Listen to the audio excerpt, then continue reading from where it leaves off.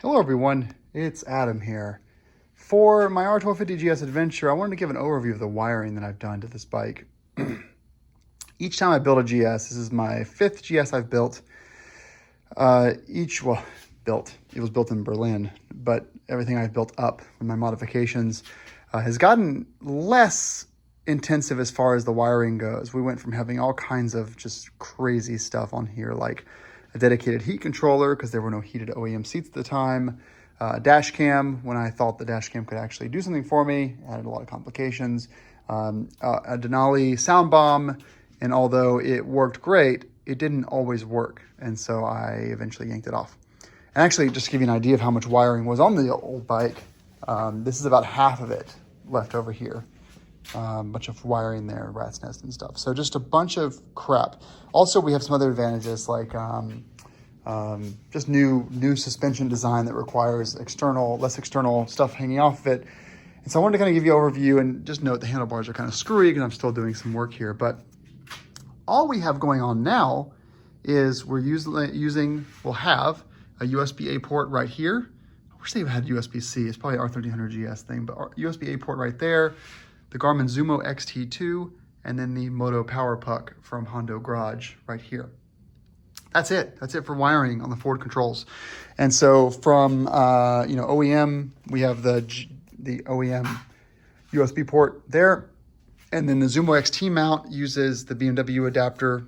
The BMWadapter.net is the guy's website to use the OEM plug to basically power the Zumo XT2. So all forward wiring, plug and play. The only thing we have forward control that's actually being changed is this quick disconnect right here goes to an SAE cord on a fuse. And the SAE cord is terminated right here and goes into the Neutrino, Aurora Neutrino Plus element that I grabbed. This Neutrino Plus is actually a little overkill for this build because I didn't end up going with as many modifications as I thought I was going to need. And so it's a little underutilized, meaning like we just have a bunch of like 1, 2, 3 amp stuff coming off of it. I was going to put the clear waters into this, but I decided to just trust the Clearwater electronics, which are here, and have the lights going directly to the battery. There was a little bit of just confusion on my side of whether the Neutrino could be trusted to power that many lights. People will tell me that it can. I just didn't trust it. They were like they specifically called out Clearwater in the manual and said to like eliminate the can opener, and I just didn't want to do that. This here is the OEM heated seat, which will go into my new Sargent seat. The Sargent seat now has OEM BMW heat connectors. If you want to go that route, you can pay a little more for their heat if you'd like to, because they have a little bit more powerful heat, but it also added more wires going up front of my old bike. And again, did not want to do that. So coming back here, we have a posi tap going into the blue and red cable. This is a dead end. It's a fuse right here. Nothing's going on with this, but this is an ignition cord. So you have a yellow coming out. That yellow is coming right here, telling Neutrino, hey, my power is on. Cool. This here is a USB port coming out of the Neutrino with a Bluetooth module in order to configure it. And that's it. And there's also now, BMW includes a power lid on the side, which you can use with their battery plug to charge the lithium-ion battery. Now coming back, we have a couple things happening here. We have, coming back is really, honestly, just focused on the Clearwater data cables that are coming back to here for the can opener. Ignore this for a second. And then we have a couple other wires, and most of those are just going out to the Billy brake light through a wire right there, and that powers my brake light here. And another thing, too, I thought I'd mention is I don't need to buy LED turn signals for this bike because it comes with them. Awesome. Technology is so cool. All right, so what is the Neutrino actually doing? The Neutrino is doing a few things. First of all, it's powering that Moto Power Puck I showed you at the front of the bike. Sweet. It's also powering 2 SAE ports right here. These are going to be covered, and they're actually going to be loose. I'm going to put them through the luggage grid when I put the luggage grid back on top here. And then I'm going to do something fancy with, I got a couple of these. I'm actually really proud of this. So these are SAE to USB adapters. They also show the voltage of the motorcycle. But if you look here, you have a USB-A and a USB-C and a power button, which is cool. And it's weather sealed. There's a lot of options like this out there for kind of marine environments, like some panels and stuff. I did a lot of shopping to figure out what I wanted to do. All the panels said they were waterproof, but I just didn't trust them. I know marine, waterproof, etc. But this is all chintzy, cheap shit off eBay, or or Amazon. So I didn't trust it. So I've got a couple of these boxes. They're going to mount to like the luggage grid. I'll show you that when I'm done with all that back installed. So I'll have 4 USB ports at the back of the bike.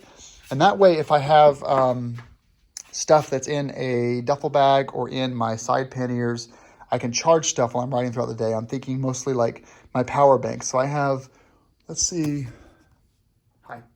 I have 4 25,000 milliamp hour power banks that uncharged or not charged, discharging will last me 3 nights of discharging without recharging them.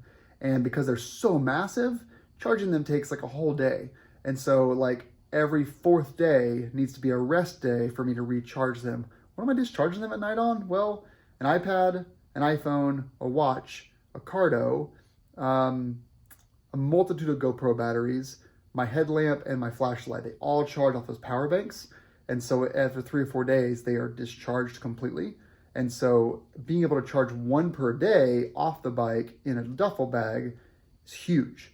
Of course, the Neutrino is on this ignition switch. It won't power the USB port unless the bike is running.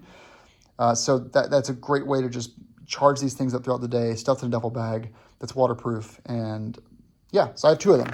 That's pretty cool. And then this here is the R-Link, the newest version of the R-Link. I've done a video on it before. It is a 4G or 5G SIM card enabled theft device. It's going to go the very back of the luggage grid underneath my my top case carrier. So it's not easy to get to, but that way it has line of sight for the satellites. And I can tell if the bike is, I'll get a notification if the bike gets moved, like physically like jostled. I'll get a text message. It also tracks all of my GPX files. So I don't even need to pull files off the Zumo X-T2. I just like log into the R-Link website and download all my navigation stuff from this thing.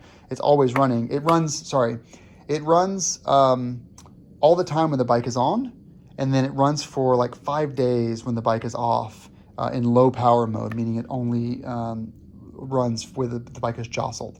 But basically it just means I have a complete GPX history, and if it gets moved and this gets loaded into a truck or something, this will come alive and work for like a full day to track the motorcycle wherever it's going. So I like this thing on here. I pay for it monthly, and so it's going to go in the line of sight area for the satellite.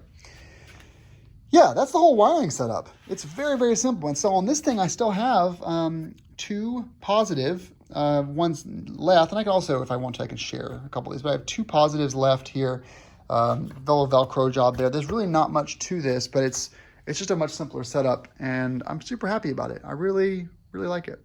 So let's get everything onto the bike. I'm putting the bike back together onto the bike, and then I will show the final version of kind of these little loose things that where they're going to be.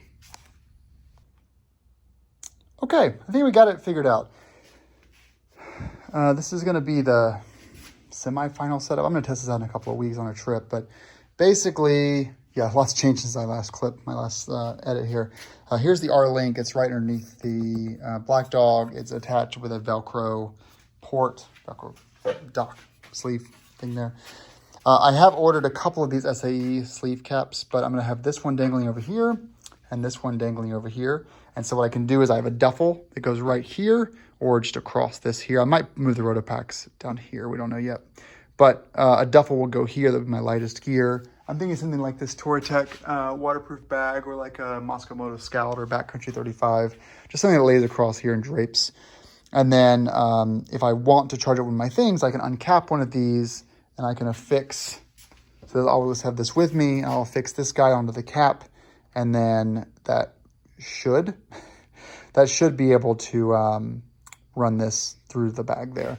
I'm going to test this out on the next trip, but I might end up taking these SAEs and like, maybe I unzip tie these and put the SAEs like here, stuck down with some of this this double-sided 3M all-season tape, and like maybe put the SAEs up and then lay them down like this, and then I can put some Velcro here and some Velcro here, and then if I want to, I can. Didn't this come with some weird hooky things? Not really. No. But basically, if I could like put that there, maybe.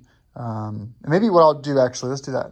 I think I'll put one here. I'll have this running up, and I'll have this one be permanently attached. Yeah, let's do that. Permanently attach this one. There won't be a backup, but at least I'll always have power right there.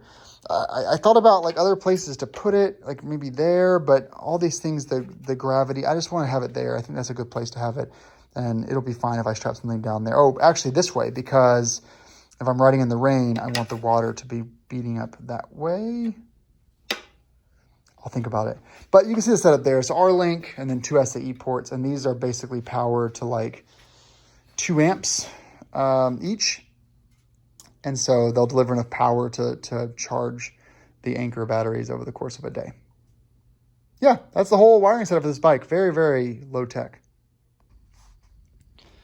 I'll leave you with this. It's kind of a work in progress, but I'm thinking something like this, where this will be here. It's constantly waterproof. It's stuck on there, so you really can't get it off. And then if I put a duffel bag over here, I can just unhook this and plug a couple of USB ports in and charge it. Something like that. That's what I'm thinking about for this. It's not beautiful, but come on, guys, it's the GS. All right, there we go.